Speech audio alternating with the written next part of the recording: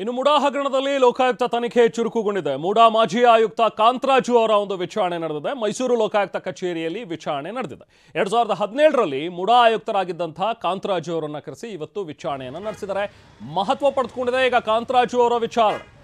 ಸಾಕಷ್ಟು ಕುತೂಹಲಕ್ಕೆ ಈಗ ಎಡೆ ಮಾಡಿಕೊಡ್ತಾ ಇದೆ. ಇವತ್ತು ಬೆಳಗ್ಗೆ ಬಂದಂತಹ ಲೋಕಾಯುಕ್ತ ಕಚೇರಿಗೆ ಬಂದಂತಹ ಕಾಂತರಾಜು ಅವರು ವಿಚಾರಣೆಯನ್ನು ಎದುರಿಸಿದ್ದಾರೆ. ಲೋಕಾಯುಕ್ತ SP TJ ಉದೇಶ್ ಅವರಿಂದ ವಿಚಾರಣೆ ನಡೆದಿದೆ.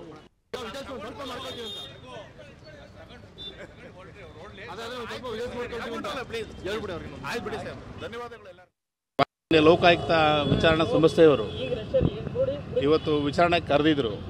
ಮೂಡದ ಒಂದು ಪ್ರಕರಣಕ್ಕೆ ಸಂಬಂಧಿಸಿದಂತೆ ನಾನು ನಮ್ಮ ಕಡತದಲ್ಲಿ ಏನಿದೆ ವಿಚಾರಗಳು ಅದನ್ನು ನಾನು ಮಾನ್ಯ ವಿಚಾರಣಾ ಒಂದು ತನಿಖಾಧಿಕಾರಿಗಳ ಮುಂದೆ ಮಂಡಿಸಿದ್ದೇನೆ.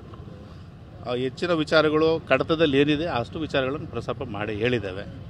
ಇಷ್ಟು ಬಿಟ್ಟರೆ ನಾವು ಇನ್ನೇನು ವಿಚಾರಗಳು ಹೇಳಲಿಕ್ಕೆ ಇಲ್ಲ. ನಮ್ಮ ಅವಧಿ ಒಳಗಡೆ 2017ನಲ್ಲಿ ಡಿಸೆಂಬರಲ್ಲಿ ಪ್ರಾಧಿಕಾರದ ಸಭೆ ಮುಂದೆ ವಿಷಯವನ್ನು ಮಂಡಿಸಿದ್ವಿ. ನಾವು ಪ್ರಾಧಿಕಾರ ಸಭೆ ಮುಂದೆ 14 ಸೈಟ್ ವಿಷಯ ಅಲ್ಲ, ಅದು ಈ ಸದರಿ ಇದಕ್ಕೆ ಸಂಬಂಧಪಟ್ಟದ್ದು ವಿಚಾರಕ್ಕೆ ಸಂಬಂಧಿಸಿದಂತೆ ಮೊನ್ನೆ ಪ್ರಾಧಿಕಾರ ನಿರ್ಣಯ ಅದು ಕನ್ಸಾಲಿಡೇಟೆಡ್ ಡಿಸಿಷನ್ ಆಗಿರ್ತಕ್ಕಂಥ ವಿಚಾರ ಇತ್ತು.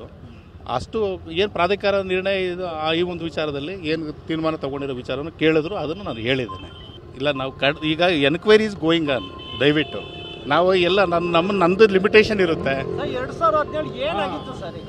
ಪ್ರಾಧಿಕಾರದ ಸಭೆಯಲ್ಲಿ ಅವರು ಅಭಿವೃದ್ಧಿ ಪಡಿಸದೇ ಇರತಕ್ಕಂಥ ಜಮೀನನ್ನು ಕೊಡಬೇಕು ಅಷ್ಟೇ ಪ್ರಮಾಣದಲ್ಲಿ ಅಂತ ಹೇಳಿದರು. ತೀರ್ಮಾನ ಆಗಿತ್ತು. ಅದು